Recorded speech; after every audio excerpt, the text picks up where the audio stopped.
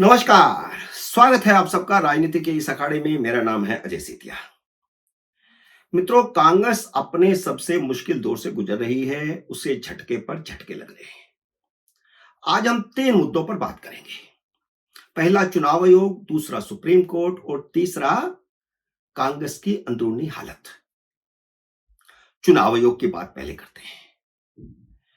कांग्रेस चाहती है कि वोटिंग मशीनों का दौर बंद करके दोबारा बैलेट बॉक्स पर लौटा जाए, क्योंकि वोटिंग मशीन के माध्यम से वह लगातार 2 बार चुनाव हार गई, बल्कि उससे पहले भी उसको लंबे समय से बहुमत नहीं मिल रहा था। तो उसे लगता है कि दोबारा से बैलेट बॉक्स के जमाने में लौटना चाहिए, जब बैलेट बॉक्स को लूट करके चुनाव जीता जा सकता था। लंबे प्रयास हुए, लेकिन चुनाव आयोग इसके लिए तैयार नहीं है। हालांकि यह बात याद रखनी चाहिए कि बैलेट बॉक्स खुद कांग्रेस ने शुरू किया था जब कांग्रेस सत्ता में थी। तो यह पहला मामला। दूसरा मामला है चुनाव आयुक्तों की नियुक्ति का। सुप्रीम कोर्ट ने एक जजमेंट दिया था कि जब तक संसद एक कानून पास नहीं बनाती, तब तक चुनाव आयुक्तों की नियुक्ति एक 3 मेंबरी कमेटी करेगी। उस कमेटी में प्रधानमंत्री के अलावा विपक्ष का नेता था लोकसभा का, और इसके अलावा जो तीसरा व्यक्ति था वो चीफ जस्टिस ऑफ इंडिया था, सुप्रीम कोर्ट का चीफ जस्टिस।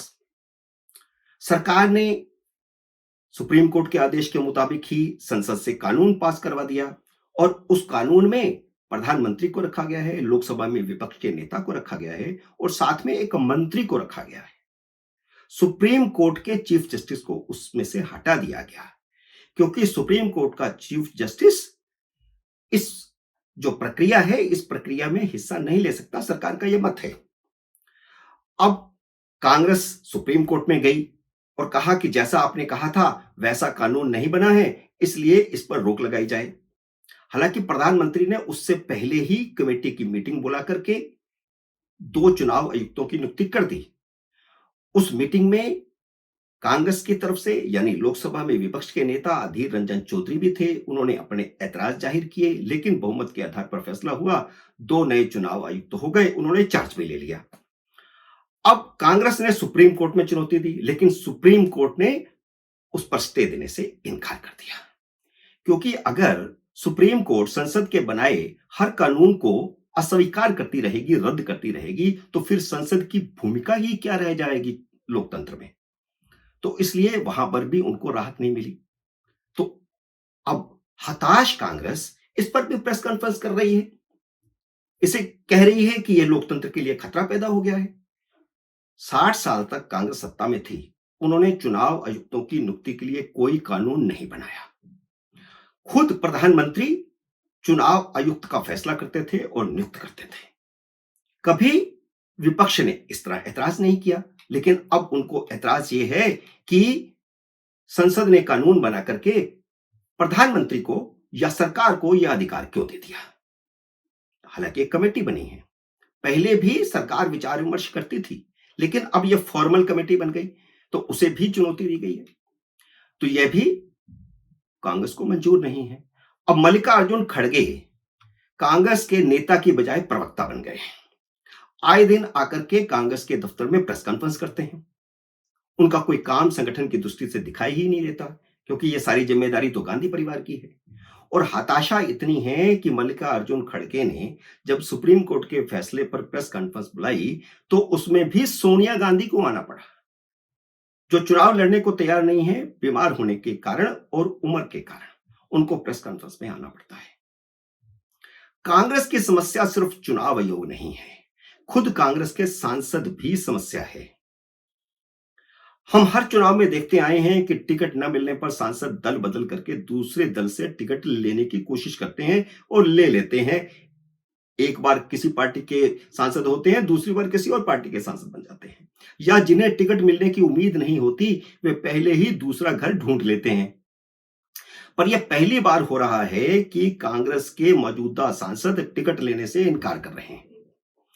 वे चाह रहे हैं कि उन्हें भाजपा या भाजपा के सहयोगी दल का टिकट मिल जाए, और इसका कारण यह है कि सांसदों को जमीनी हकीकत की जानकारी दिल्ली के एयर कंडीशन रूम में बैठे नेताओं से ज्यादा होती है।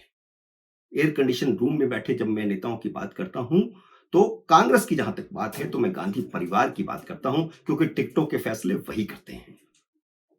खुद पार्टी के राष्ट्रीय अध्यक्ष मल्लिकार्जुन खड़गे चुनाव लड़ने को तैयार नहीं। दिग्विजय सिंह, कमलनाथ, अशोक गहलोत सभी ने चुनाव लड़ने से इनकार कर दिया, क्योंकि उनको पता है कि उनकी जो थोड़ी बहुत इज्जत बची हुई है वह भी मटिया मेट हो जाएगी। अब सबसे विस्फोटक खबर यह आई है कि मंडी की सांसद, हिमाचल प्रदेश के मंडी लोकसभा क्षेत्र की सांसद प्रतिभा सिंह ने चुनाव लड़ने से इनकार कर दिया है। वह प्रदेश कांग्रेस की अध्यक्ष भी हैं।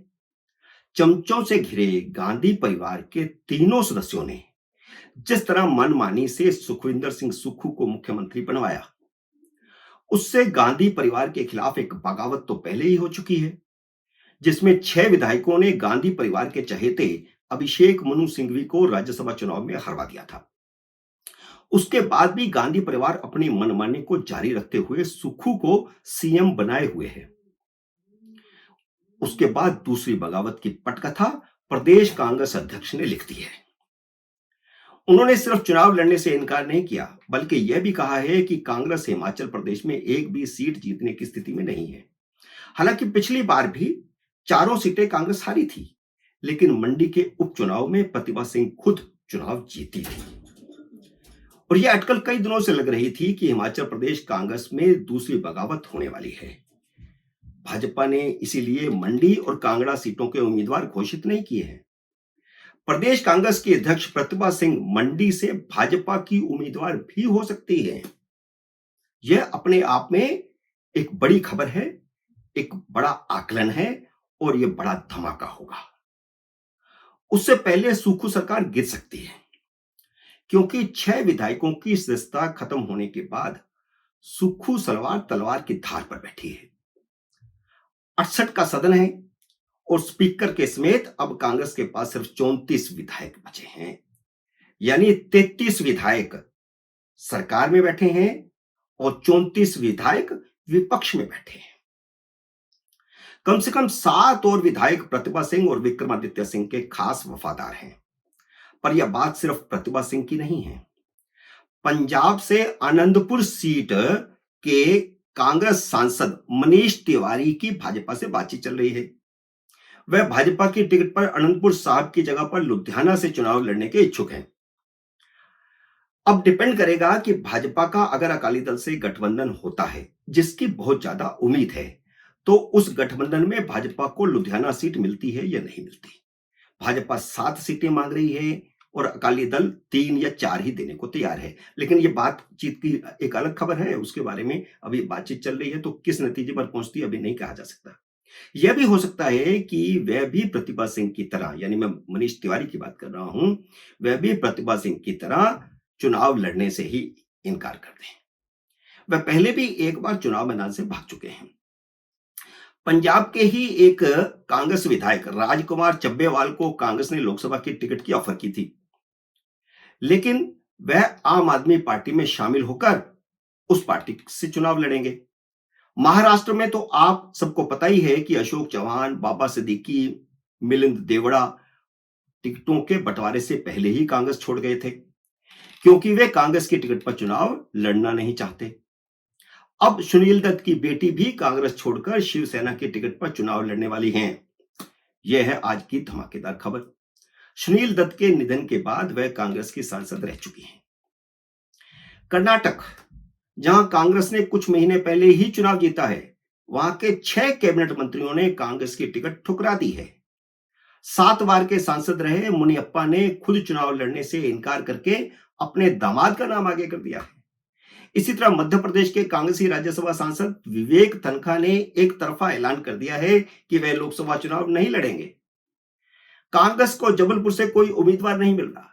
गांधी परिवार ने कमलनाथ से कहा था कि वह जबलपुर से चुनाव लड़ लें, लेकिन उन्होंने इनकार कर दिया।